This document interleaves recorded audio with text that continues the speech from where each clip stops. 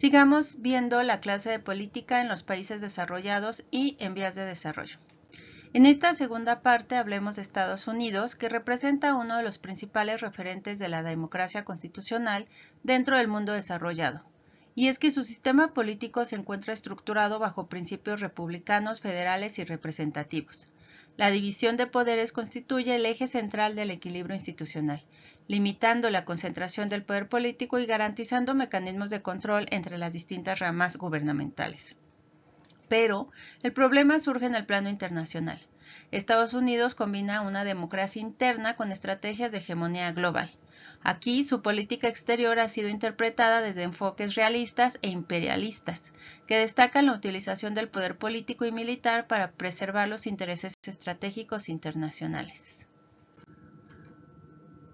En el tema del neoliberalismo, que constituye una corriente político-económica orientada hacia la liberalización de mercados, la reducción de la intervención estatal y la promoción de la competencia económica, debe decirse que desde finales del siglo XX el neoliberalismo se ha consolidado como un paradigma dominante en numerosos países desarrollados y en vías de desarrollo, transformando profundamente las relaciones entre Estado, economía y sociedad. Dentro de esta perspectiva, el mercado es concebido como el mecanismo más eficaz para asignar recursos y organizar la vida económica. En consecuencia, las políticas neoliberales impulsan privatizaciones, desregulación financiera y apertura comercial. Estas medidas buscan incrementar la competitividad global y reducir el gasto público. Sin embargo, hay autores que sostienen que el neoliberalismo también produce efectos políticos significativos.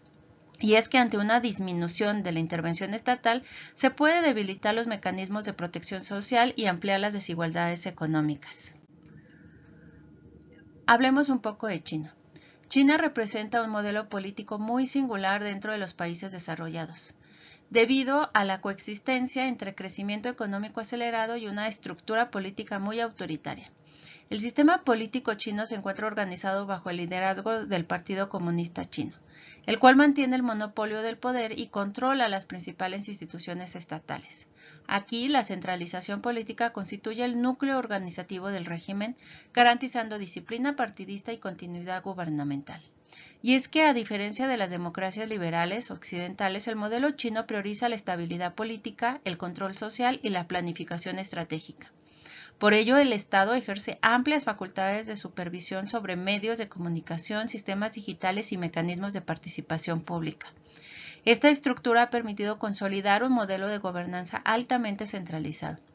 Pero, desde un punto de vista económico, China combina elementos de economía de mercado con fuerte intervención estatal.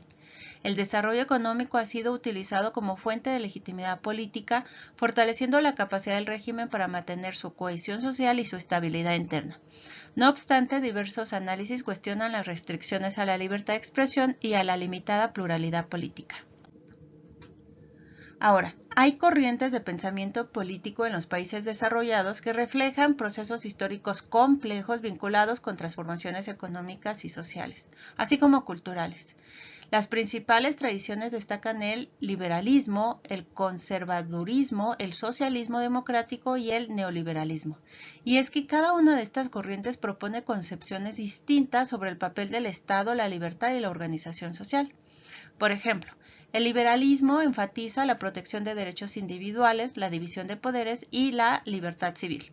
Por su parte, el conservadurismo privilegia el orden social, la continuidad institucional y la preservación de tradiciones políticas.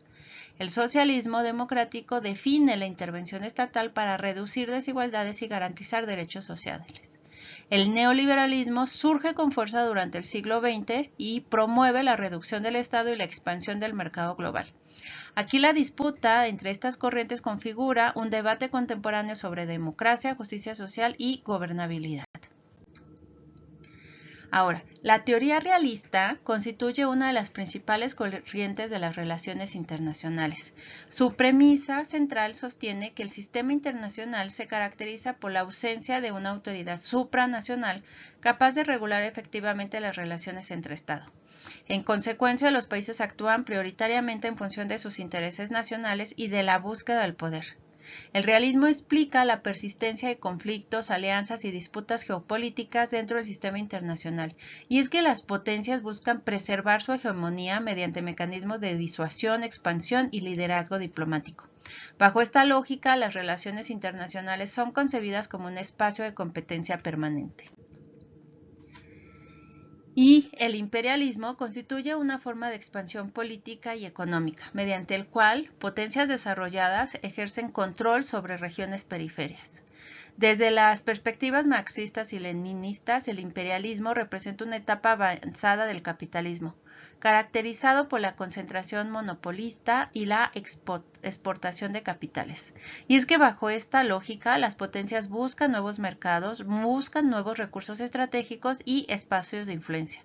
El imperialismo contemporáneo no necesariamente adopta formas coloniales directas. En muchos casos opera solo por mecanismos financieros, comerciales y diplomáticos. Lo que sí es cierto es que condiciona la soberanía de los países periféricos. Es que posee dimensiones culturales e ideológicas, y la expansión de estos valores o estos modelos de consumo y de estos paradigmas políticos contribuyen a legitimar estas relaciones de dominación internacional. Las críticas al imperialismo señalan que la expansión capitalista profundiza las desigualdades globales y reproduce estructuras históricas de subordinación. También debemos de considerar la globalización como un proceso multidimensional que transforma las relaciones políticas y económicas. Este fenómeno está en una creciente interdependencia y esta expansión genera flujos financieros, tecnológicos, comunicacionales y redefine las capacidades de los gobiernos nacionales. Posiblemente también ha modificado el ejercicio tradicional de la soberanía. Hablemos del ámbito político. Aquí la globalización ha favorecido la consolidación de organismos internacionales y acuerdos multilaterales que influyen sobre las decisiones globales internas, de los propios estados, obviamente. Y es que la globalización fortalece la circulación internacional de ideologías, modelos y paradigmas económicos.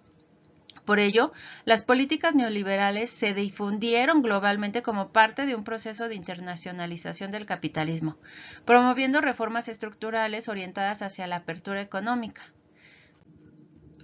Y por último, la soberanía.